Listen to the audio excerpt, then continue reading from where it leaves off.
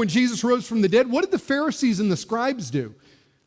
They went to pay off the Roman soldiers to say, tell everybody that his disciples came and stole his body.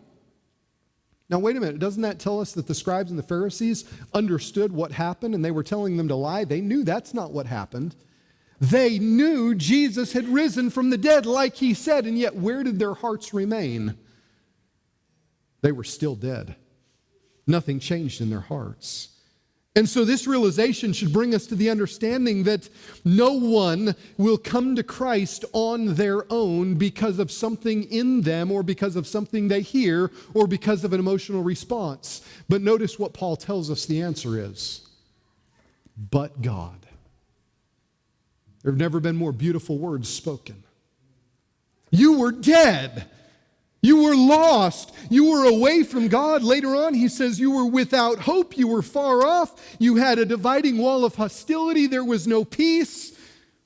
But God, being rich in mercy, because of the great love wherewith he loved us, God had to do something.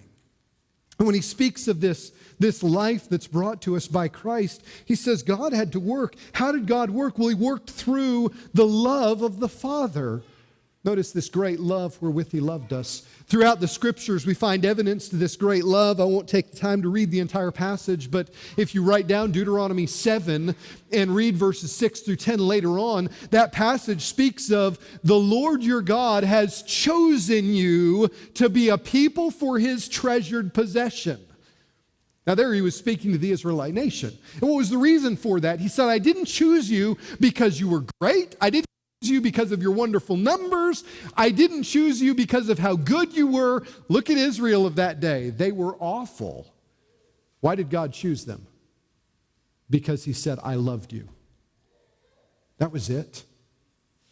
No other reason was needed, because God loved his people. And you say, but wait a minute, that was for Israel.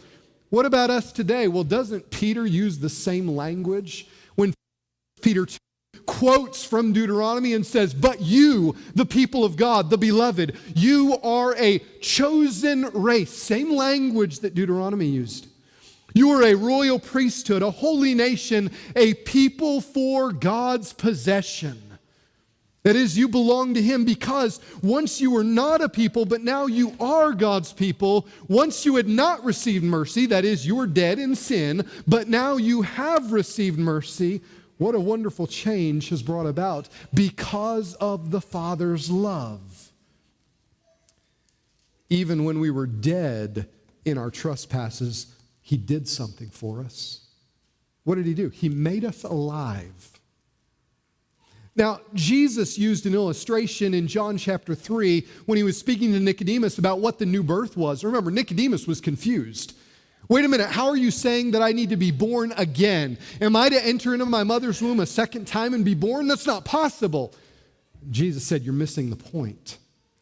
This new birth is the work of the Spirit of God. Remember, he described the work of the Spirit like the wind. It was sort of a play on words. Both in Hebrew and in Greek, the word spirit and wind sound identical.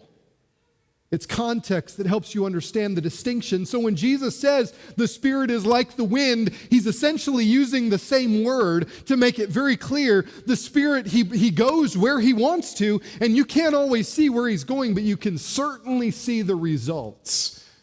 Isn't it a big change from you were dead to you have been made alive? That's a big difference. And God says that's the work that Christ has done for us because of his riches, of his grace, because of his kindness toward us in Christ Jesus, because God has reconciled us to himself. Notice he describes how this happens. He's made us alive together with Christ.